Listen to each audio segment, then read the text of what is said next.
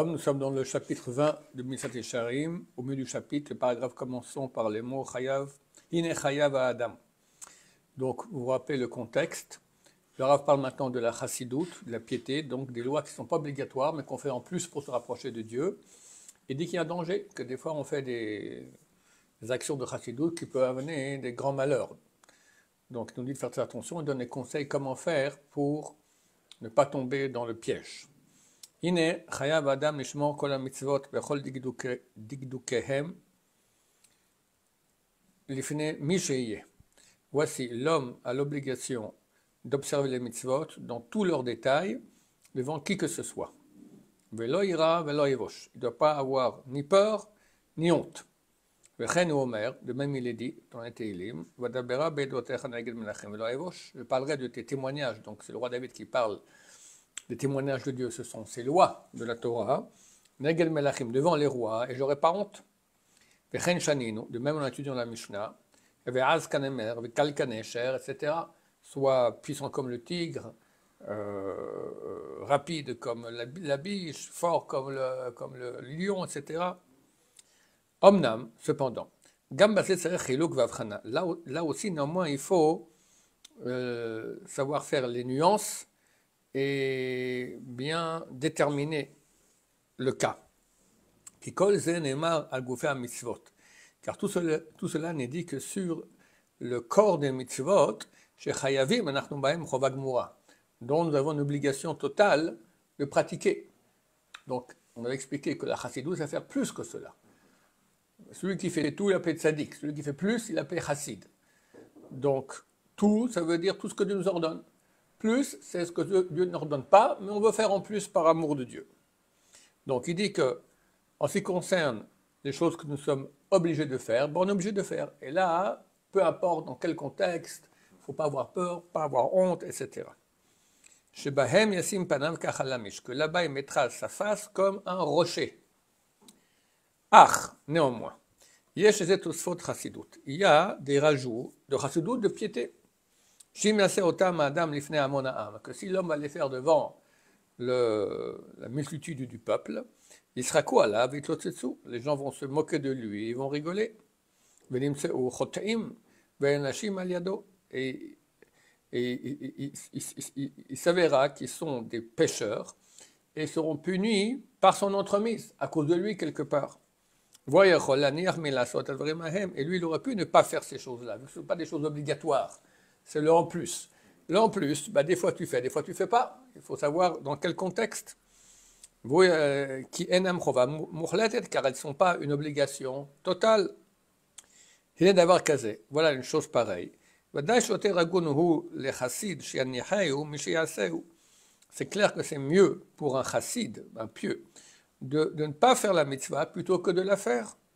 C'est ce qu'a dit le prophète Micha. Conduis-toi avec pudeur face à ton Dieu. Ça veut dire que des fois, il ne faut pas montrer ce qu'on fait. Pudeur, c'est en se cachant. Tu fais ça chez toi, mais pas en public. Et beaucoup de grands chassidim ont abandonné leur coutume de chassidout lorsqu'ils étaient avec la multitude du peuple. Parce que c'est considéré comme de l'orgueil. Par exemple, d'après la Kabbalah, c'est bien de mettre des tfilines gros, shimusharaba, à mincha. Lui qui fait ça, en public, alors s'il prie dans une synagogue de kabbalistes et tout le monde fait ça, alors c'est bon. Mais s'il prie avec des gens normaux, les gens regardent qu'est-ce qui lui arrive de mettre des tfilines, c'est pas. Et en France, où il y a certaines communautés, ils mettent des tfilines l'après-midi, ils vont dire ah, Tchabéav, quoi, c'est pas le 9 av, qu'est-ce qu'il a celui-là à faire tordu. Faut pas faire ça, c'est clair. Qui veut, il les met celui à la maison, mais pas en public. La loi générale. Kol ma shehu ikar ba mitzvah, tout ce qui est essentiel dans la mitzvah, yaseh ulifnei kol mal'ik, qu'il le fasse même devant tout moqueur. Mais ce qui n'est pas essentiel, et ça provoque la rigolade et la moquerie, lo yaseu, qu'il ne le fasse pas. Nimset alamed, tu apprends de cela. Shabal et trased chassidut amiti, que celui qui vient maintenant acquérir la vraie chassidoute, la vraie piété.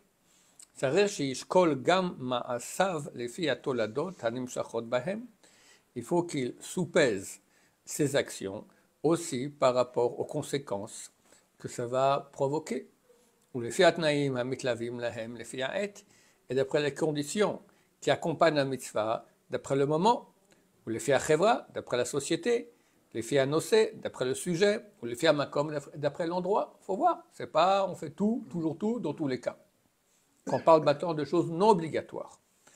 Vim aprisha atolid yoter kiddush Hashem, kiddushem shamayim, ve'nachat noach lefanav min ha'maaseh, ifrosh ve'lo yaseh.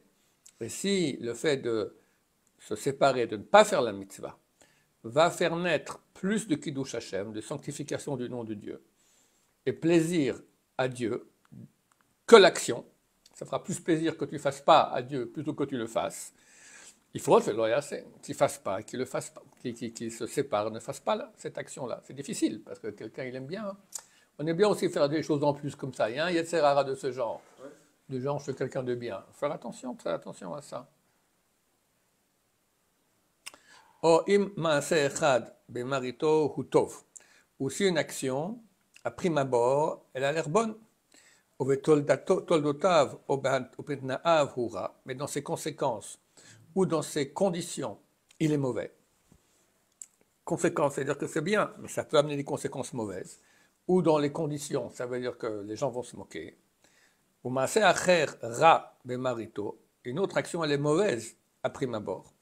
Mais elle est bonne dans ses conséquences.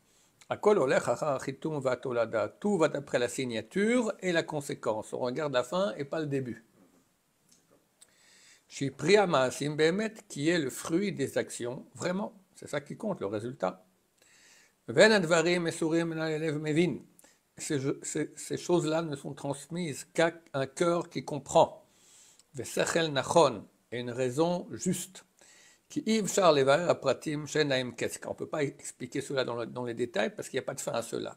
Chaque cas est différent, qui quoi commande un coup. Et Dieu donnera de la sagesse de sa bouche, de la connaissance et de l'intellect. Donc c'est une prière pour que Dieu donne à chacun l'intelligence nécessaire pour ne pas se tromper. Et l'action de Rabbi Tarfon le prouvera. C'est écrit dans la Torah que vous direz ces paroles-là, en te levant et te couchant. Machloket, divergence d'opinion entre Bet Shammai et Bet Hillel. Bet Shammai disent il faut se coucher quand on fait le Kriyat Shema du soir, et il faut se lever quand on fait le Kriyat du matin. Quand tu te couches, quand tu te lèves, c'est marqué le coucher lever, il faut coucher lever. Et Bet Hillel on dit non, on parle du temps, le temps du lever et le temps du coucher. Il y a une grande machloket entre Bet Shammai et Bet Hillel. Pour finir, la halakha est tranchée comme Bet Hillel. Et Rabbi Tarfon, il a voulu faire une khumra, de faire aussi comme Bet Shammai. Où est le problème? De faire aussi coucher. Dans ce cas-là, il doit toujours faire comme Bet Shammai, non? Non, dans ce cas-là, il voulait aussi faire comme Bet Shammai. D'Oraïta, Kriyat Shema, qu'est-ce que j'en sais? Non, lui faisait comme Bet Hillel, mais il voulait rajouter. C'est pas interdit de faire Kriyat Shema. La vérité, c'est interdit. Mais si quelqu'un maintenant, il est déjà couché, et il le fait parce qu'il est fatigué, il est malade, pas pour faire comme Bet Shammai, ça va. Mais là, il voulait faire comme Bet Shammai. Qu'est-ce qui s'est passé? Kedai Vamroulo, ils lui ont dit Kedai Aïta Lachov Basmecha. Tu aurais dû être coupable. Parce qu'en fait, il s'est fait attaquer, il a failli se faire tuer par des gens. Alors on lui a dit tu étais coupable. Shavar, tu as un livre Bet Hillel, que tu as transgressé les paroles de Bet Hillel. Afapi, chez Mahmiraya, bien que c'était une khumra qu'il a fait. Vezé, et cela. Shinyan Machloket Bet Shammai et Bet Hillel, Lahya Inyan Kaved l'Israël. Que la divergence d'opinion qu'il y avait entre Bet Shammai et Bet Hillel, c'est une chose qui était lourde, dure pour le peuple d'Israël. Et puis Machloket Agdola chez Rabta Benem, à cause de la grande Machloket dispute que ça a créé parmi eux. Sauf, Nigmar Shalachat et Bet Hillel Leolam. Et pour finir, on a réussi à arrêter toute cette grande dispute en fixant que la halakha était comme Bet Hillel pour toujours.